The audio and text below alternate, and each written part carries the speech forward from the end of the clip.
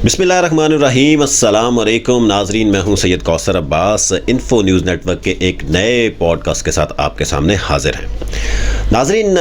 पाकिस्तान की सियासत में आए रोज़ हम देखते हैं कि कोई ना कोई नई डेवलपमेंट होती है। कभी जो डिफरेंट अलाइंसेस हैं वो आपस में मिल रहे होते हैं, कभी नाराज़ दोस्तों को राज़ी किया जा रहा होता है, और कभी हम देखते हैं कि डिफरेंट पॉलिटिकल पार्टीज़ जो हैं वो मुख्तलिफ चीज़ों के ऊपर कंसेंसस बिल्ड करने के लिए एक दूसरे के साथ जो है वो सियासी मुलाकातें कर रही होती हैं।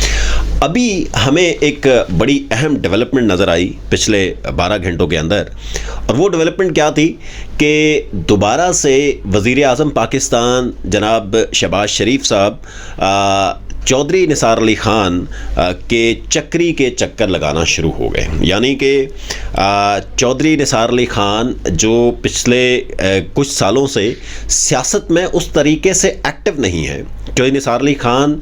मुस्लिम लीग नून के साथ उनकी तकरीबन 40 साल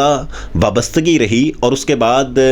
उनके कुछ सीरियस लेवल के आपस में कन्फ्लिक्ट्स शुरू हो गए, जिसके बाद चौधरी निसार अली ख़ान साहब जो हैं वो सियासत से किनारा कशी तो उन्होंने नहीं की, लेकिन उन्होंने मुस्लिम लीग नून से अलहदगी इख्तियार कर ली और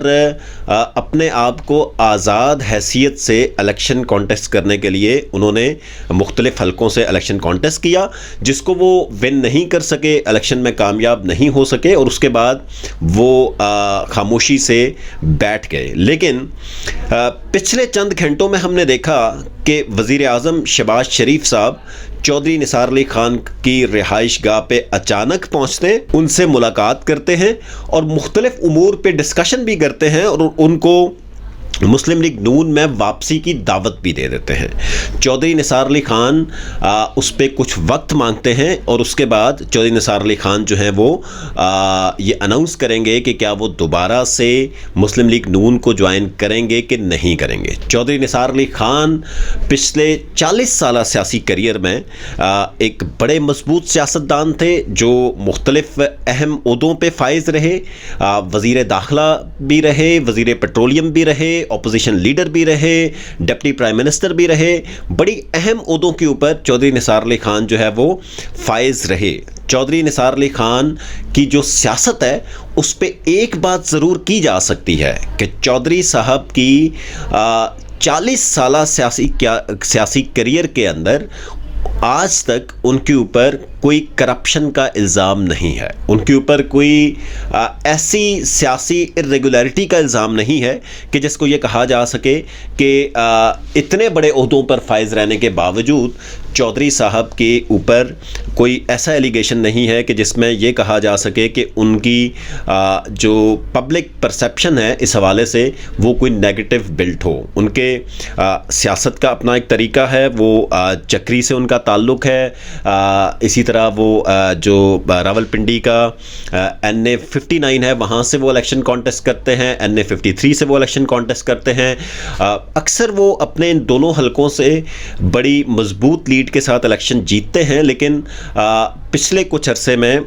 जो बाकी मुख्तलिफ सियासी जमातें जब उनके मद्दे मुकाबिल आईं तो वहाँ पे देखा गया कि उन्होंने इलेक्शन उस तरीके से वो जीत नहीं पाए। चौधरी निसार अली ख़ान का बड़ा ही करीबी ताल्लुक़ मियाँ मोहम्मद नवाज शरीफ साहब के साथ रहा, मियाँ मोहम्मद शहबाज शरीफ साहब के साथ रहा, इसहाक डार साहब के साथ रहा, बाकी उनकी सीनियर पॉलिटिकल लीडरशिप के साथ रहा। लेकिन पिछले कुछ अरसे में हमने देखा कि चौधरी निसार अली ख़ान और मियाँ मोहम्मद नवाज शरीफ के बीच में कुछ कॉन्फ्लिक्ट्स बिल्ट होना शुरू हुए और कुछ फासले बढ़ना शुरू हुए, जिसकी वजह से हमने देखा कि चौधरी निसार अली ख़ान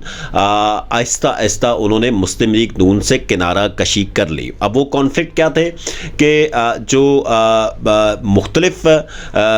इनिशिएटिव्स थे मुस्लिम लीग नून की पार्टी के अंदर, जिसमें जिन कुछ लोगों को चौधरी निसार अली ख़ान साहब शायद उस तरीके से पसंद नहीं करते थे या कंफर्टेबल नहीं थे, क्योंकि चौधरी निसार अली ख़ान ने हमेशा उसूल की सियासत की है। हमेशा उन्होंने एक अपनी जो प्रिंसिपल्स हैं उन पे ऊपर उन्होंने कॉम्प्रोमाइज़ नहीं किया। उसी हवाले سے جب کچھ اس طرح کے سٹیپس نظر آئے ان کو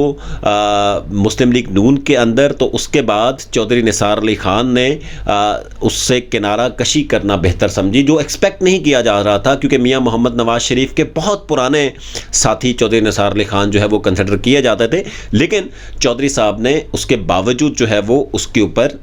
کانفلکٹ جو کریٹ ہوئے تو انہوں نے سیاست سے علیحدگی اختیار کر لی، یا مسلم لیگ نون سے انہوں نے علیحدگی اختیار کر لی، اور اس کے بعد انہوں نے اپنا ایک آزاد پینل بنایا، اور اس آزاد پینل کے تحت جو ہے وہ انہوں نے الیکشن کانٹیسٹ کیا۔ چودھری نثار علی خان صاحب جب ان کی مختلف اگر انیشیٹوز دیکھیں ڈیورنگ دی گورنمنٹ، تو ایک بڑی اسٹرانگ وائس تھی اسمبلی کے اندر، جو چاہے حکومتی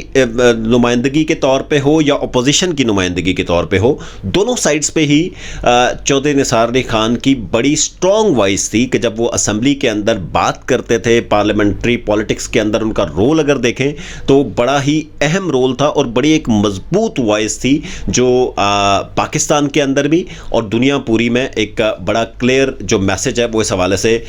دیتی تھی۔ ابھی دیکھنا یہ ہے کہ چودھری نثار علی خان صاحب جو ہیں وہ مسلم لیگ نون میں کب تک واپس آتے ہیں، اور جب واپس آتے ہیں تو ان کن شرائط کے اوپر وہ واپس آتے ہیں۔ دوسری سائڈ پہ ہم یہ دیکھیں کہ شاہد خاقان عباسی صاحب جو سابق وزیر اعظم پاکستان بھی رہے مسلم لیگ نون کی جانب سے،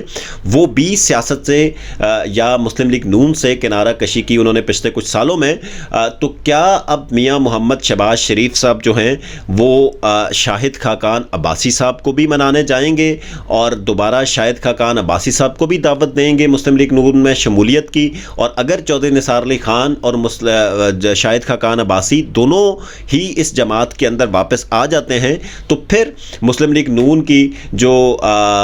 سیاسی طریقہ کار ہے یا لوگوں کو ایڈجسٹ کرنے کا طریقہ کار ہے وہ کیا ہوگا، اور ان کو کس لیول کے اوپر جو ہے وہ ایڈجسٹ کیا جائے گا؟ کیونکہ جب یہ دونوں سینئر پولیٹیشنز جو مسلم لیگ نون کے انہوں نے اپنے اپنے حلقے کی سیاست جو ہے وہ مختلف پارٹیوں سے شروع کی یا آزاد حیثیت سے شروع کی، تو اس وقت ڈیفینیٹلی کچھ اور لوگ جو ہیں وہ انہوں نے ان کی سپیس لے لی، تو کیا اب وہ سپیس جو ہے وہ دوبارہ ان سیاستدانوں کو ملے گی کہ نہیں ملے گی؟ وہ بھی یقیناً ایک اہم بات ہے کہ جو اس کے اندر دیکھنے کو ہمیں ملے گی۔ اس کے بعد ہم نے دیکھا کہ اس سے پہلے کیا تھا کہ ایک کیونکہ کولیشن گورنمنٹ ہے فیڈرل کی، شہباز شریف صاحب کی حکومت کو بلاول بھٹو زرداری صاحب بھی سپورٹ کر رہے ہیں، لیکن ہم نے پچھلے کچھ عرصے میں دیکھا کہ تقریباً ایک سال سوا سال سے ہمیں نظر آیا کہ پیپلز پارٹی کسی بھی کابینہ کا حصہ نہیں تھی، اور ویسے جسٹ ایک سپورٹ پرووائڈ کر رہی تھی، اور ان کا کلیم یہ تھا کہ ہم جمہوریت کی اسٹرینتھننگ کے لیے اس کو سپورٹ کر رہے ہیں، ہم کوئی بھی منسٹریز جو ہے وہ نہیں لینا چاہتے۔ جبکہ اب ہمیں یہ دیکھنے میں نظر آیا ہے کہ پاکستان پیپلز پارٹی جو ہے انہوں نے اس چیز پہ ایگری کر لیا ہے کہ ہمیں کابینہ کے اندر جو ہے وہ وزارتیں دی جائیں، اور آنے والے چند دنوں میں ہم دیکھیں گے کہ پاکستان پیپلز پارٹی جو ہے وہ بھی مختلف وزارتیں جو ہیں وفاقی حکومت کے اندر لے گی۔ اس سے پہلے ایم کیو ایم کے پاس بھی کچھ وزارتیں موجود ہیں، مسلم لیگ نون کی آلریڈی حکومت ہے، لیکن اب ہم دیکھیں گے کہ پاکستان پیپلز پارٹی کی بھی جو وزراء ہیں وہ ہمیں نظر آئیں گے، اور اسی حوالے سے کچھ جو مشیر یا